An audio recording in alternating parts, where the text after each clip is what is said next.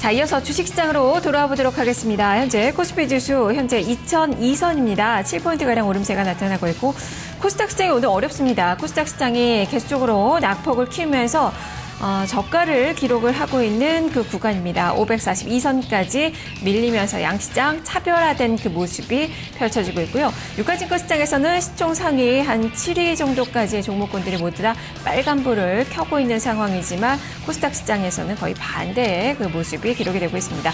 자, 변화 상황을 먼저 짚어볼까요? 자, 어느 분이 말씀해 주실까요? 네, 제가 보도록 하겠습니다. 일단 IT랑 금융주 계속 좀 상승세 이어지고 있는데요. 아까 이제 김경원 연구원 주목해 주셨던 LG전자 같은 경우도 한 2.7% 정도 상승폭을 좀 더 키우는 그런 흐름세이네요. 그리고 하이닉스가 한 2% 정도 올라서 유지가 되고 있고요. 전자도 금요일 날 조금 출렁했었는데 다시 오늘 좀 이제 복귀되는 그런 모습에 있습니다. 자동차는 글쎄요, 워낙에 이제 엔화가 저러고 있기 때문에 조금 애매하긴 한데요. 그대로 좀 강보합 내지는 약보합권 정도에서 완성차 쪽은 좀 움직이는 그런 흐름세이고요. 그리고 LG화학과 롯데케미칼, 또 현대미포, 또 두산인프라코까지도 합쳐졌는데 이런 쪽도 좀 나쁜 흐름은 아닌 것 같습니다. 그리고 KMB랑 KJB, 신한지주 쪽은 계속 호가를 높이는 흐름 이어지고 있습니다. 네, 이 자동차 쪽은 괜찮아요. 근데 쌍용차는 어렵거든요. 지금 4% 넘게 밀리고 있는데 허 의원님이 왜 그럴까요? 지금 6월에 보유해수가 좀 풀려서 그런 점들도 영향을 좀 미치는 것 같기도 하고요. 네네. 지금 오늘 나왔던 흐름들을 보면 아마 수급적인 이슈가 좀 있는 것 같습니다. 지금 사실 이제 뭐 환율 문제 이런 거 있다고 그래도 판매량들 월간 단위로 나오는 거 보면 나쁘지 않았던 흐름이었었는데 단기적으로 아마 수급 이벤트 그리고 완성차 업체 중에서는 사실 이제 조금 가볍게 움직일 수 있는 부분이 있었던 상황인데 사실 글로벌하게 봐서도 자동차가 섹터가 지금 완성차는 좋은 흐름세가 아니거든요. 뭐 포드라든지 GM, 뭐 토요타 다 꺾여서 내려오거나 횡보하는 수준 정도라서 우리나라 차만 갈 수는 없는 그런 시황에서 같이 좀 밀린다고 보시면 될 것 같습니다. 네, 그리고 코스피 200 내에서 가장 많이 떨어지는 것이 또 동부하이텍인데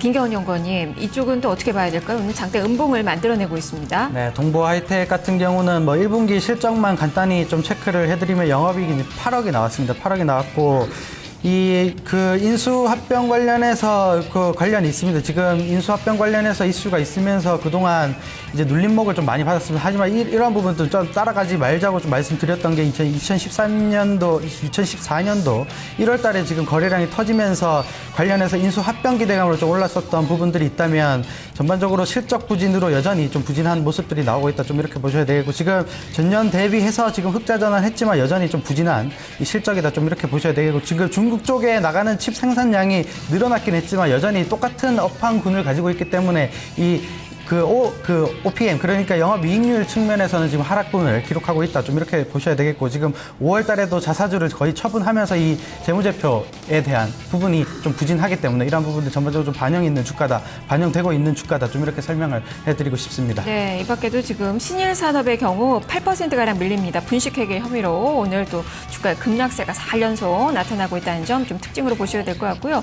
신일산업이 밀리는 가운데 날씨가 주말에 상당히 더웠음에도 불구하고 지금 여름철 수혜주로 분류가 되는 종목군들이 다 떨어지네요. 지금 빙그레도 내리고 있고 위닉스가 또 5% 이상 급락세, 하이트진로 홀딩스도 1%대 마이너스권의 움직임이 기록이 되고 있습니다.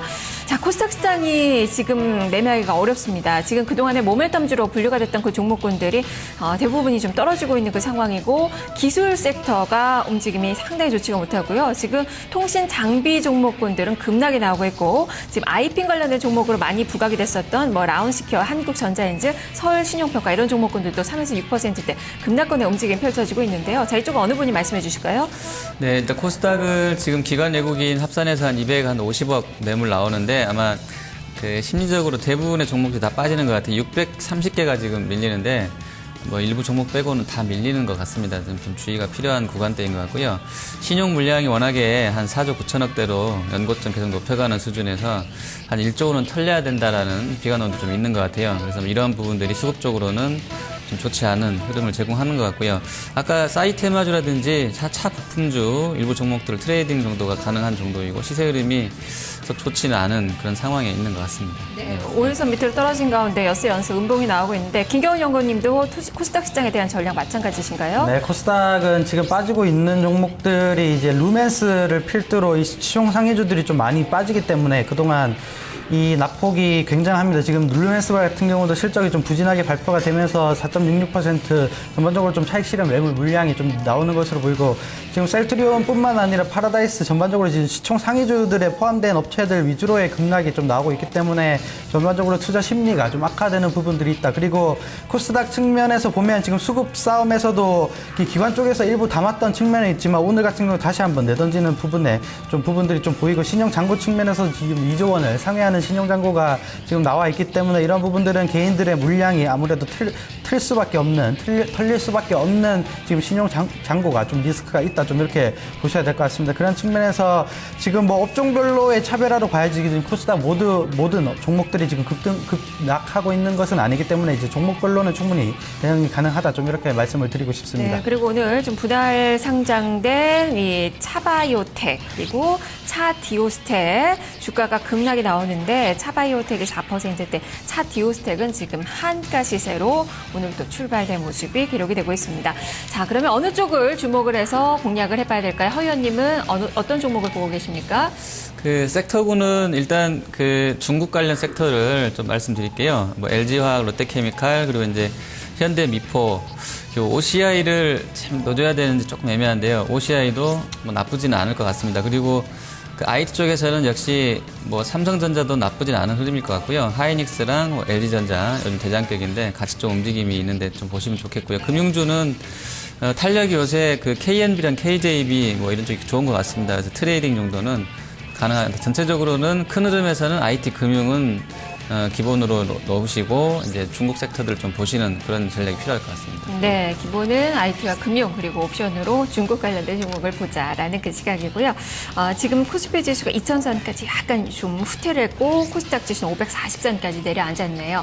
자, 그러면 김경훈 연구원님은 어느 쪽을 공략하시나요? 네, 저는 이제 자동차 부품주 실적이 굉장히 잘 나온 이 자동차 부품주가 향후에 시세를 더 낼 수 있다. 좀 이렇게 보고 있습니다. 지금 경창산업 같은 경우는 고가를 높이면서 지금 신고가 지금 나오고 있고, 기관과 외국인의 수급도 굉장히 좀 잘 들어오고 있고, 밸류에이션도 6배 정도 수준이기 때문에 더 올라갈 수 있다. 좀 이렇게 보고 있고, 지금 한일이화도 떨어질 때마다 좀 담는 전략이 좀 유효할 것 같습니다. 지금 전반적으로 증시 자체가 부진한 상황에서 지금 실적이 굉장히 잘 나왔기 때문에 일부 2.7%면 양호한 수익률이고, 그동안 이 일시적으로 좀 빠졌었던 물량들이 있기 때문에 이런 부분들을 전반적으로 좀 회복하면서 올라가는 패턴은 전반적으로 좀 양호한 부분의 흐름이다. 좀 이렇게 보셔야 되겠고, 지금 완성차가 못 가더라도 자동차 부품주 섹터 위주로는 프리미엄 할증을 좀 받는 업체들, 뭐 3기 오토모티브도 그렇고 굉장히 좀 할증을 받는 부분들이 있기 때문에 이런 부분들 차별화돼서 투자를 한다면 오히려 증시 대비해서는 좀 양호하겠다. 좀 이렇게 설명을 드리고 싶습니다. 네, 자, 지금 현재 유가증권 시장에서는 대형주들의 움직임이 괜찮고요. 오늘 중소형주들의 움직임이 좀 위축될 가운데 코스닥 시장이 좀 많이 밀리고 있습니다.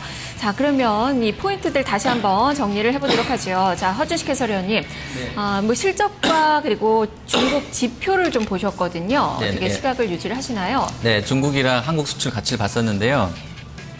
수출이 이제 대부분 중국 섹터랑 연결된 부분도 좀 있고요. 또 글로벌하게 경기 개선이 나오고 있는 섹터들의 수출이 잘 되고 있는 게 뭐 액면 그대로 주가에도 반영이 되는 것 같습니다. 그런 섹터들이 오늘 나쁘지 않은 흐름이다라고 보고 있고요.